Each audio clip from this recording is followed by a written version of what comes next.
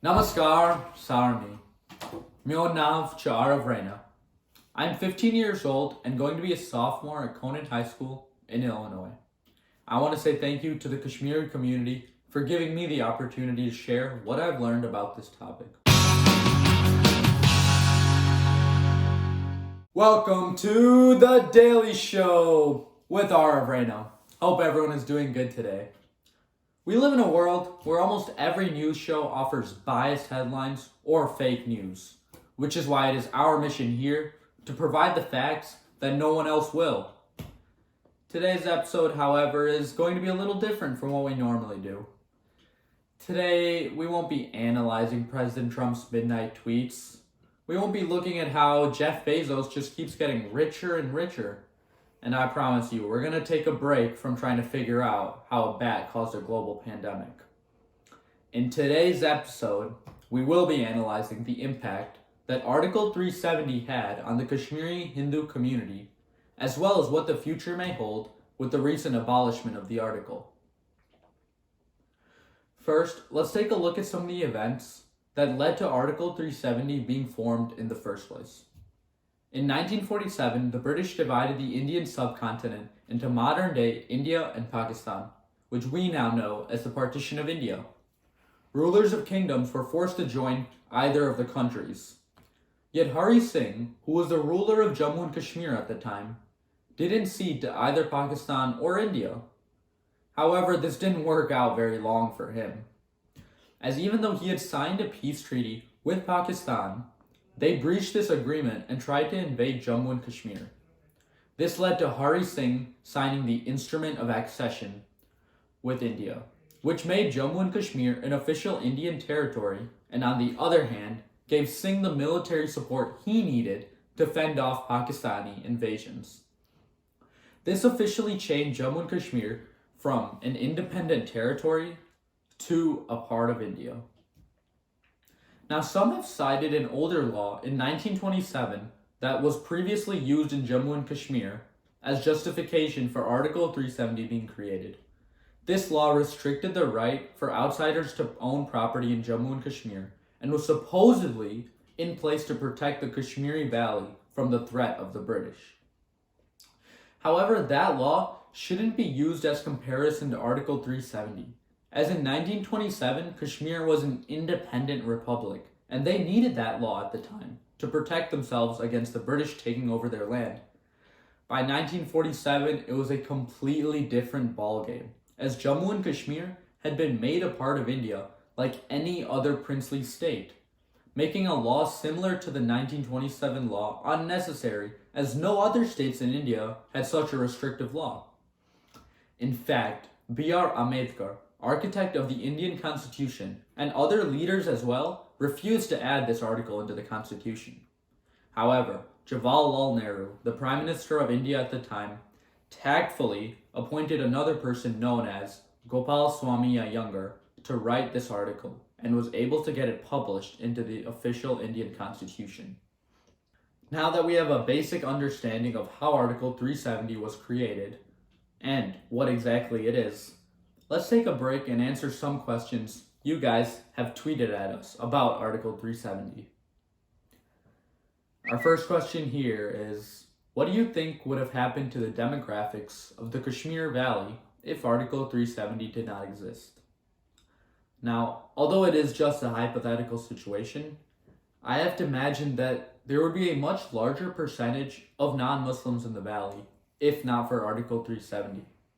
Had non-Kashmiris been given the opportunity to be able to purchase property in Kashmir, this would allow for a greater variety of Indians to visit and even settle in Kashmir, thereby changing the demographics of the area to a less Muslim-dominated region.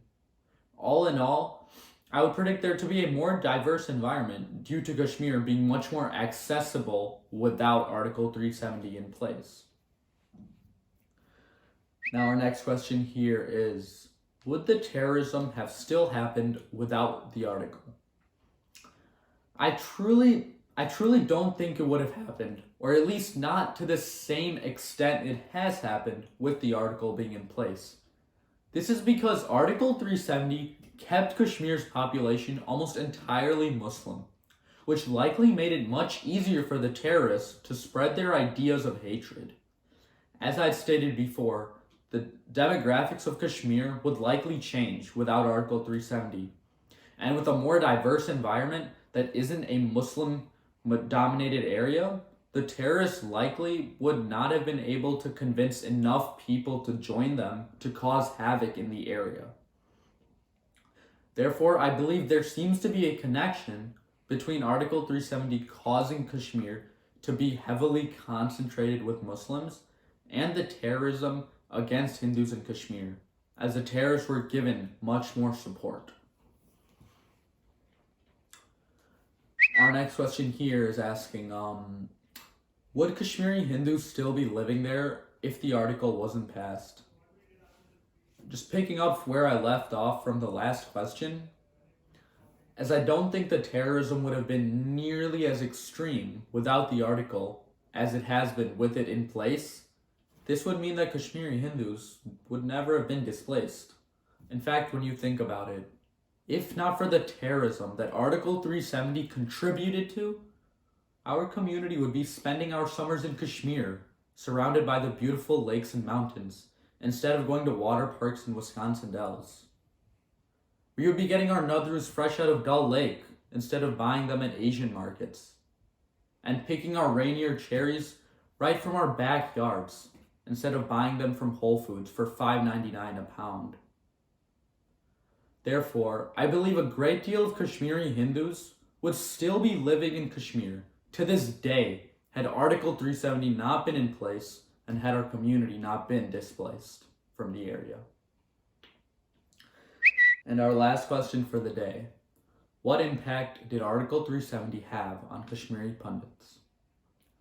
Outside of the events of 1989 and 1990, there were several other lesser-known impacts on the Kashmiri Hindu community. The Kashmiri-centric Muslim political class misused the article to discriminate against Kashmiri Hindus. Although KPs were obviously in the minority, all minority benefits were still awarded to the Muslim majority people. For example, KPs were treated unfairly when trying to get admission into schools, and were also discriminated against when applying for jobs. Deserving Kashmiri Hindus were left out, while the Muslim majority would enjoy special reservations. This, in fact, also contributed to a gradual migration out of the valley by Kashmiri Hindus prior to 1990 due to a lack of available opportunities. So that is all the questions we are going to be answering today. Make sure you guys keep tweeting us your questions for next time. Article 370 was clearly meant to be a temporary provision included in the Constitution to cater to the specific requirements of the troubled times immediately after India's independence and Jammu and Kashmir's accession to India. However, I believe it had served its original purpose very long ago, and its lifeline had been stretched out far too long, considering its detriments versus its benefits. Not only did the law promote terrorism and cause the displacement of Kashmiri Hindus, the law clearly limited the industrial progress the state had. In fact, according to the Hindustan Times, Kashmir only has a GDP of $18 billion, while Himachal Pradesh, a similarly agrarian state with only half the population, got a GDP of $22 billion. This can only be due to the restrictive and controlling nature of Article 370 that fostered corruption and didn't promote economic development in any way. Unfortunately, the protection Article 370 offered to Kashmiris turned out to be regressive and simply exploited by local populations who were using the law for their own personal gain. The law only benefited those in the highest positions of the state governments. Furthermore, the law ensured that the region wouldn't advance with the rest of the country, as progressive laws passed by the Indian central government didn't apply to Jammu and Kashmir, such as the Right to Information Act, or laws protecting the rights of LGBTQ members. Therefore, Article 370 most definitely limited the state's progression and advancements when compared to those of the rest of the country. But now, let's take a look at some of the more recent events surrounding the article.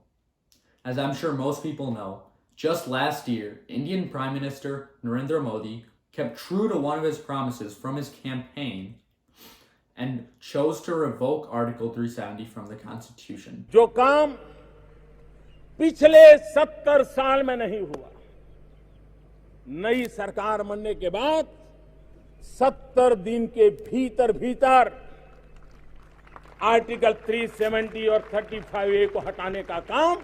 The abolishment of the article allows for a whole new window of opportunities, not just for Kashmiri Hindus, but for all Indians, whether it is simply going for vacation or investing in property in the state.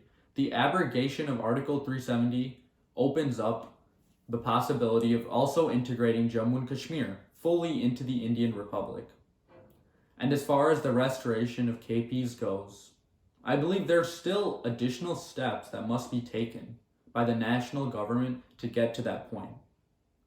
However, the removal of Article 370 should still enable a much more balanced demographic scale, which creates a better and more welcoming environment for Kashmiri Hindus to return. At the end of the day, the recent actions taken by the Indian government give me hope that we as a community will be able to safely return and enjoy spending time at the place we know to be as paradise on earth. Thank you for watching The Daily Show with Aarav Raina. Make sure to like, subscribe, and follow our Twitter. Until next time, this is Aarav Raina signing off.